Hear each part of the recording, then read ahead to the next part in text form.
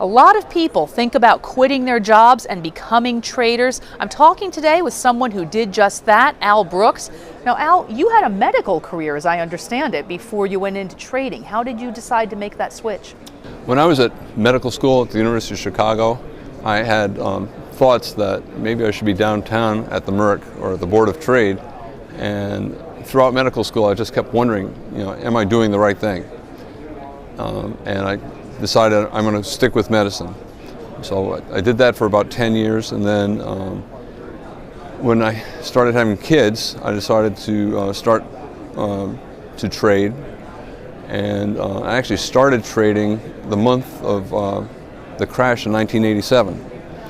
And back then, I was trading pretty aggressively, and I shorted 13 S&P futures contracts, which, each S&P futures contract is 5 E-minis, so it would be like shorting whatever that is, 65 E-mini contracts. And that was the morning of the crash. And I had to go to work. I had a full surgery schedule, and I closed out all my contracts, and I drove to work and heard that the stock market ended up down over 500 points. And that day, if I held my contracts, I would have made $400,000 on that day in my first month of trading. I probably would have screwed up the trading because I was a beginner, but it made me think that, yeah, I can make money as a trader. And it's difficult to figure out how to transition.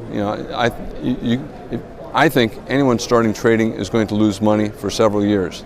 You're looking for a career that pays a lot of money. Everyone trading wants to make a lot of money. You're competing against extremely smart people, and it's essentially a zero-sum game. So you're trying to take money from really, really smart people who are trying to take money from you. And when you start out, they're going to win. You're going to lose money.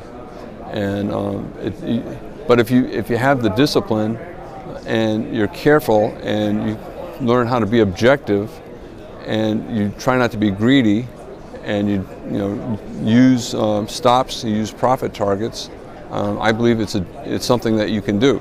But I would start really small, and I would be I would be very humble and work very hard on discipline, and expect to lose for several years. And don't trade big. And if you're starting to lose 2 or 3 trades in a row, have a set limit every day where you're going to shut it down. Should people transition into this in most cases rather than outright quitting their jobs and believing they will have a successful trading career right away? It depends. I think if a person has a big enough nest egg, they can quit their jobs and go right ahead. But if they don't, I would transition. And in transitioning, either you can try to trade for an hour or 2 in the morning, and that's all you need.